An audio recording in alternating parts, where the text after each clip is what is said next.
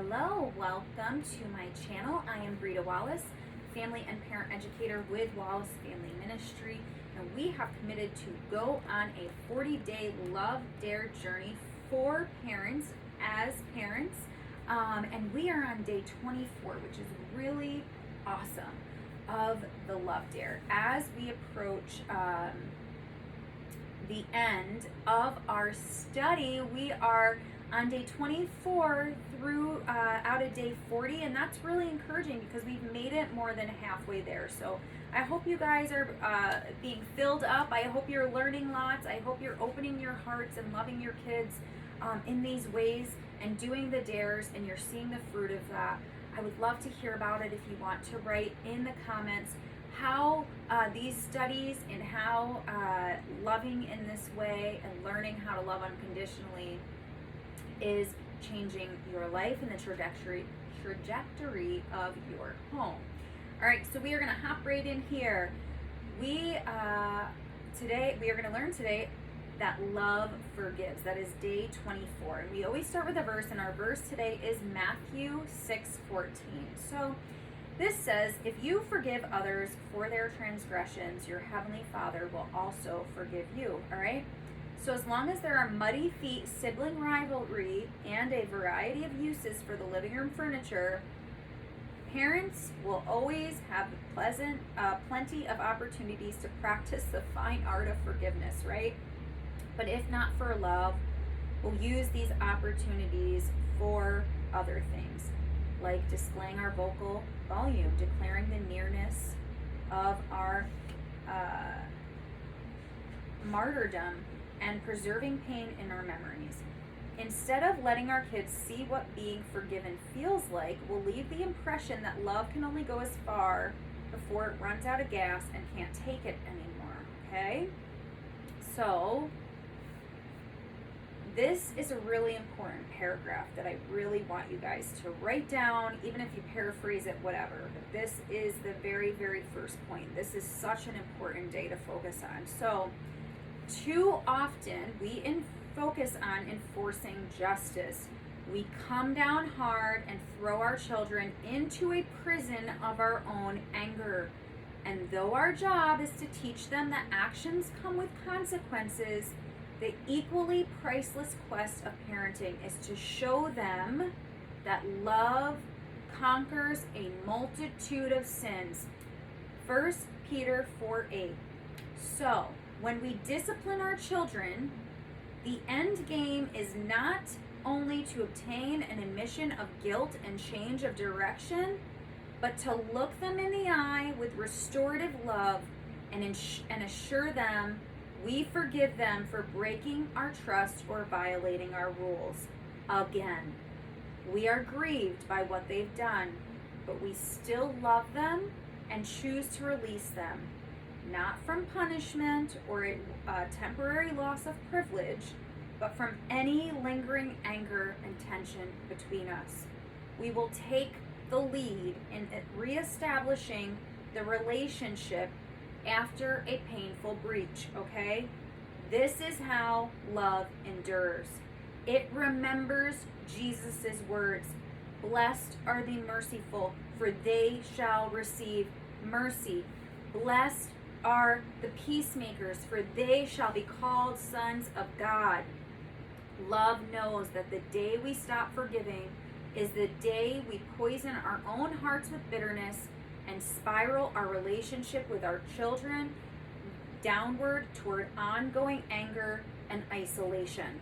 It knows that lasting love and unforgiveness cannot coexist for very long in the same heart or home. One will always force the other out, okay?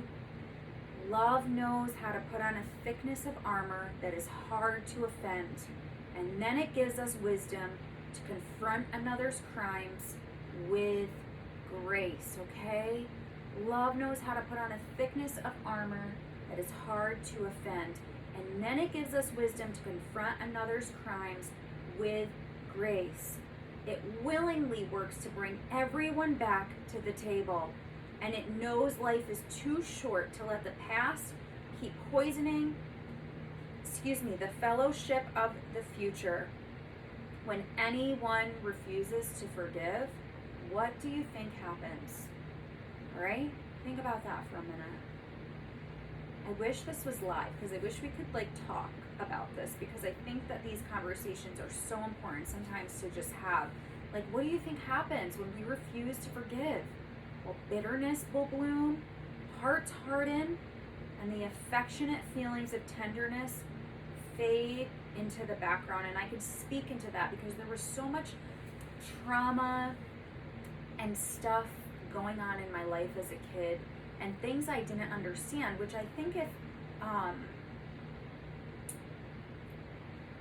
and my parents tried to get us help with some of that stuff, and I think the message that was missing, and I think that if they knew now, if they knew then what I think that they probably know now. I think that there's some things that my mom especially is oh, well, if I, maybe if I just talk to her about it or something like that. But, we think our kids are too young for things. And we just are okay. I mean, but she did try to get us counseling, and me especially, and I just didn't want to talk to those people. I guess I didn't know that at the time, but I think back, and after I've earned degrees and I have a lot of knowledge in this, in human development and why certain things have happened in my life, and I've come to a greater level of understanding, and I've been able to open my heart in forgiveness. But because for many, many years I didn't forgive, I didn't understand things, I didn't forgive, I really felt a lot of things that were associated with some of those things.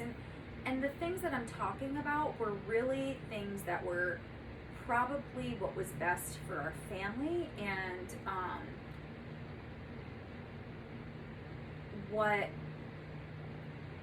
were out of our parents' control, right?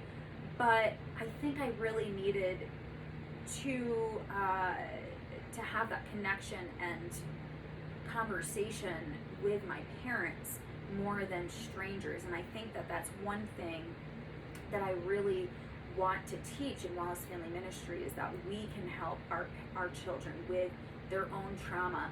We're the best people to do that, and I truly, truly believe that as parents. But parents don't think that. They don't feel equipped because they don't have a degree to and all of this stuff.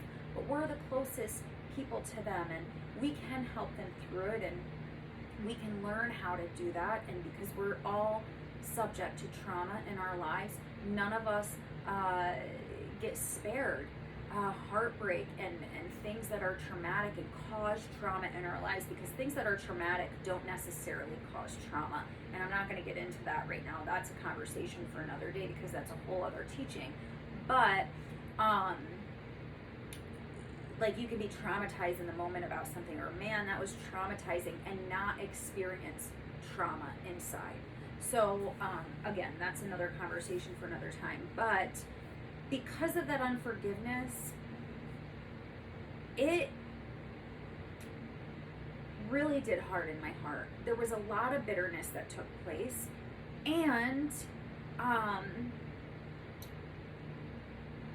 it removed the gentleness that I should have, as a woman, as a mom, and I can be gentle with my kids more than anybody else, but there's this exterior that I have to work really, really hard at breaking down, these walls of protection that came along with all of that stuff, all of that hurt, and then I built these walls and protected myself. And I'm just saying that because I've lived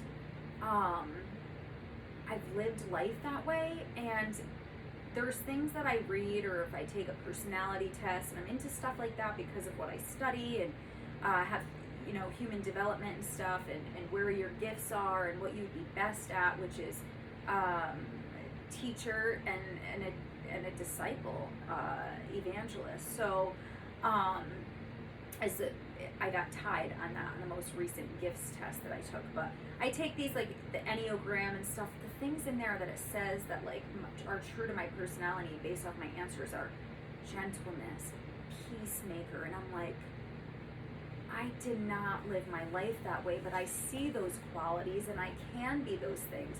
But I've had to work hard for them in my adult life, especially the past few years, especially the past year, really working hard to change that hardness and that bitterness. I think most of the bitterness that I have inside over my childhood has been released. I have experienced so much healing throughout school and just through God, and really just what I've studied and learning, why things happen and with us and how they happen, and it's really nobody's fault or in anybody's control, some of these things, but what we can do as parents to help our kids through them, and a lot of parents just don't know that. It's a lot of lack of information or a lack of confidence in themselves, saying, well, I can't do it, somebody else has to, and that's so not true. We're the best people to help our kids. So I'm not saying that our kids don't need added support ever. I don't want to say that either. That's not what I'm saying. Yes, my child, he has ADHD. I think that me and his dad are the best people to help him because we're the most influential people in his life. But he does need some added behavioral support and other things as well. I'm not saying that we don't pair those things together. I'm just saying that parents, when you learn what your kids need based upon who they are uniquely, you're the best person to help them. You're the best people to help them. And I believe that 100%.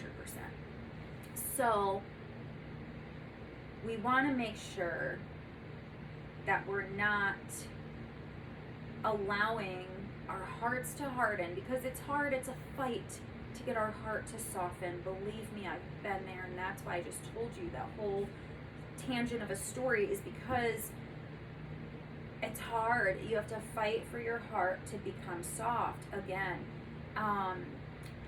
and to become tender again. You have to learn those things instead of because of allowing them naturally to happen, because when we refuse to forgive, and that's what it was me refusing to forgive for things that I didn't understand or know, okay? And love reminds us to release our anger, reach out, and restore, okay? So that's the next thing that I want you to get. Love reminds us to release our anger, reach out, and restore. We must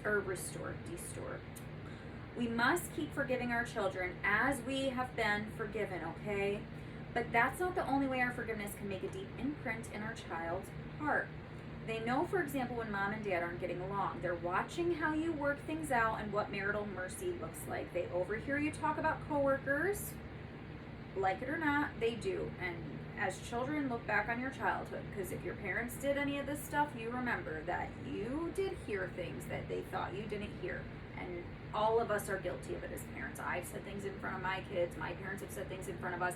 Every one of us, if we are going to be honest with ourselves, has said things in front of our kids that we should not have, or talked about people in front of our kids, and we shouldn't be doing that. So they overhear you talk about coworkers, dysfunctional neighbors, and people who are conveniently making things hard on you. They learn your extended family's epic saga of who did what to whom and why you intentionally never get around to seeing certain relatives at holidays anymore. Is that not true? Your children, they're seeing and they're learning, and they're either discovering, this is the next thing that I want you to get, is how they should dig in their heels and find a reason to remain bitter, or how to extend the loving grace that God extends to us, and then overcoming their greatest obstacle with forgiveness and peacemaking. So we want to be sure that we're teaching them that. We're setting the example, that they're seeing that from us and they're learning that from us, okay? So what if your kids routinely saw you tackle relationship train wrecks with relentless love? What do you think that would mean for them? Come on, guys. This stuff is so good. What if they watched you end every chilly stalemate with your spouse by apologizing or extending heartfelt patience and compassion? Holy moly! I just love this so much, because this is so true and people don't get it. An eye for an eye, an arm for an arm, whatever. People want to teach their children that that is the way that we need to treat people, and it's not the way. Jesus says that is not the way. Think about it. If you're doing that, your children are doing that too. Our children's brains literally develop to their environment. There is research that proves this to be true today. Genetics has a small part in this. We've learned this through research in human development that genetics has a small part. It plays a small part. Yes, personality and temperament, but we are a product of our environment. We learn best by who we model, okay? And it's so important. I get so fired up because this society and this world today has things so backwards with how children learn, and this saga of how children learn over years and years and years. And now I feel like this newfound information that we have over these studies that have not taken place for a year or two, but have been 30, 40 years of development and researching the brain and studying children and putting them in environments and studying families. Anthropologists, they actually go live in different cultures to study families, and this is one way that they learn. They put children in certain environments, they show them videos, and they do this with kids over and over and over again, and then they watch how they react, and they all do the same exact things, maybe in slightly different ways based upon development, temperament, and personality, but it's the same things, okay? The same actions are taking place because children learn from their environment. They're going to learn from that. So what if your kids routinely saw you tackle relational train wrecks with relentless love? Man, I pray right now to God in your name, Lord Jesus, that you help me tackle relationship train wrecks with relentless love. And I'm getting so fired up because these are the things that I want my children to learn. I don't want them to learn how to be an emotional train wreck. I don't want them to learn that we repay people for how they treat us. And yes, the golden rule is treat people how you want to be treated, but you teach your kids to treat people the way they want to be treated, not treat people the way they treat you. And there's a difference there, right?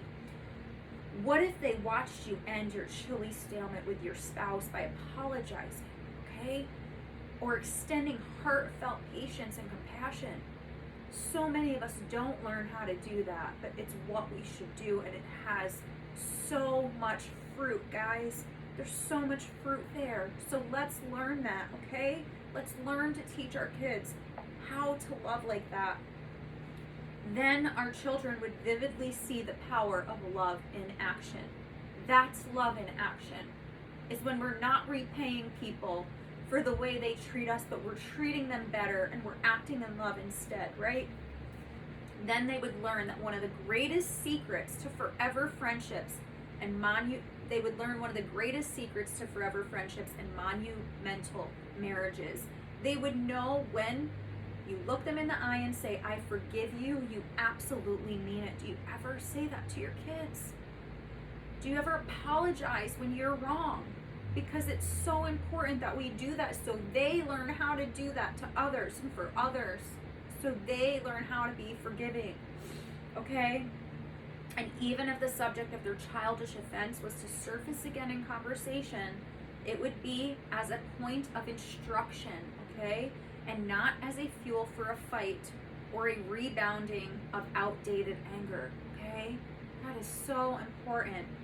Yes, forgiveness is best when triggered by another's repentance. This is healthy and good for everybody. The beautiful hope of full circle restoration. But regardless of what others do, this is what I'm saying. Jesus said our forgiveness must stay unconditional and never ending, knowing that our spiritual lives will always be impacted by it. We can still forgive knowing that God is the true judge and avenger of all, and that any root of bitterness we allow to remain in our hearts will only fester, pollute, and poison us. And that is exactly what it does. And I lived my life like that for years. And that's why I'm so, I get so fired up about these young ones in our lives, and I even expose my child to that bitterness, that polluteness, but I prayed to God and I remained faithful that He was going to show me my heart and remove those things, and He has, and He does, and He's faithful, because I don't want my children to grow up poisoned and polluted.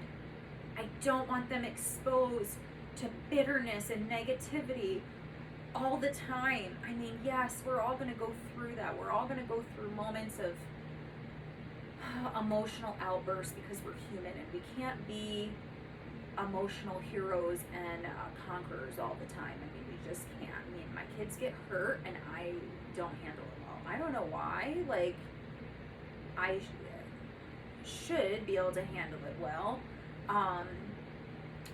especially because I have more training in, injuries, because I had to earn an early childhood degree. So, that's all about handling, if kids get hurt and what to do and, what to recognize and stuff.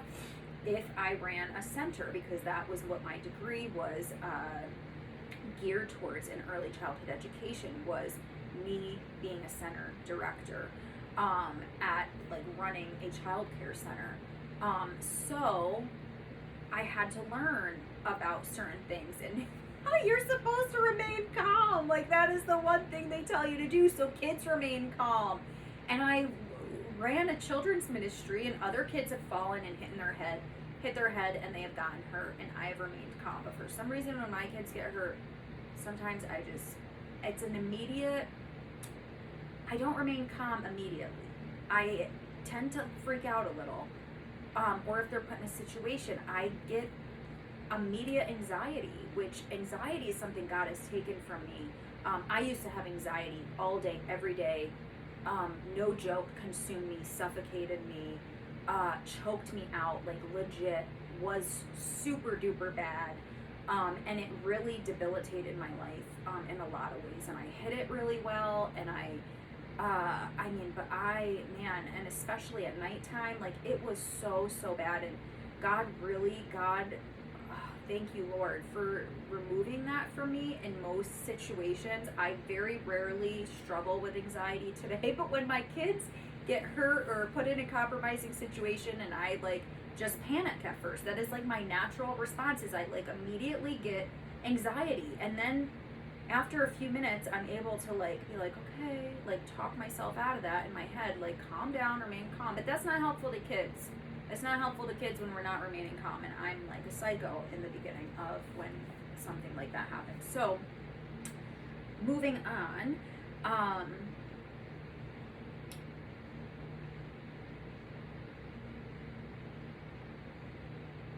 sorry, totally lost my train of thought, and why I even was saying that in the first place.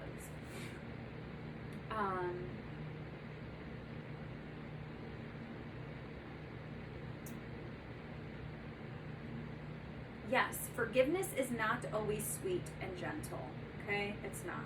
It can be very hard to do, but the more it is practiced and becomes your go-to reflex, the easier and more automatic it becomes. When you forgive your children for their mistakes, both the petty and the paramount ones, you are handing down an incredible example for them to one day extend to 100 other relationships. Do you understand that? So important. You've even contributing to the lives of your grandchildren. This is generational, guys, who will more likely be raised knowing there's always a place for them within their parents' hearts and homes, no matter what, just like your love proved to your own children.